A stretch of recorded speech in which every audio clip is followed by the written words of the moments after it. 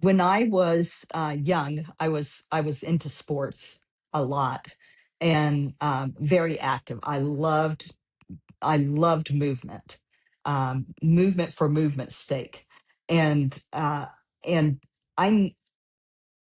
movement to me was sports.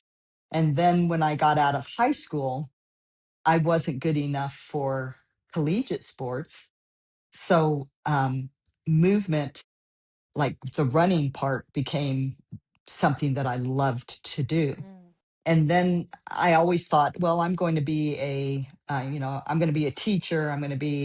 Um, I'm going to teach PE, health, be a coach, and all this stuff. And then, my last semester of my undergrad was student teaching. Well, I loved the kids. I loved working with the kids. I hated working with the administration and the parents. Yeah. Oh, the parent. I mean, and that was in the 80s. That's nothing compared to now. I mean, now I think I would have been fired over and over again. Um, but uh, but when I got through with that, I thought, first of all, I don't want to teach Mm. kids, and second of all, physical education is being taken out of the school system, and there are adults out there who have been missed. In other words, they missed the opportunity to know how to move their bodies. And so that's why I went back for a master's degree, because I'm like, I want to understand the physiology of exercise. Mhm. And back then, the physiology of exercise was all based on men. If I go back now, wow, it would just most probably smack me upside the head, because now women are so at the forefront, Yep. because we've done all the research on men, and women are now we're the new shiny, what is it? The shiny, whatever. Like What trophy. are you?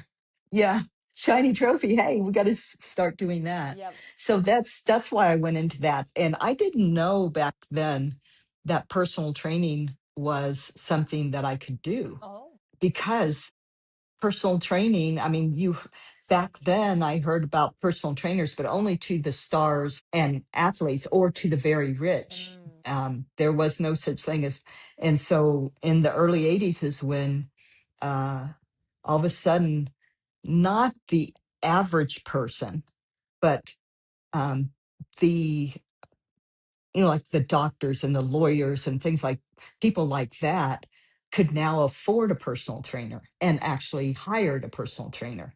And so I started working when I left with my master's degree. I eventually ended up in Dallas, Texas, and working there, and learning what to do. In other words, that's where I got a lot of my great experience as far as customer service. Oh, yeah.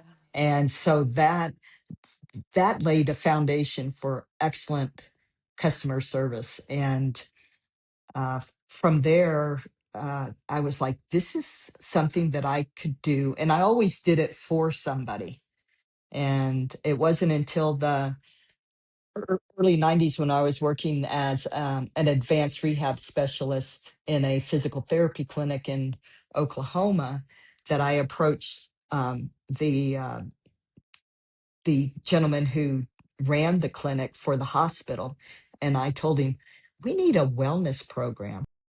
And I presented my ideas to him, and I was given permission and money, Ooh. whoop, to put my dream into motion, and so that was my way of being able to test the waters, Wow. and actually laid the foundation for me.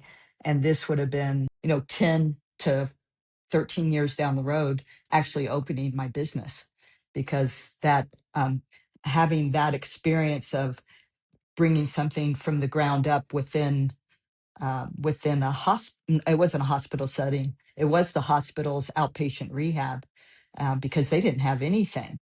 And so that was very enlightening.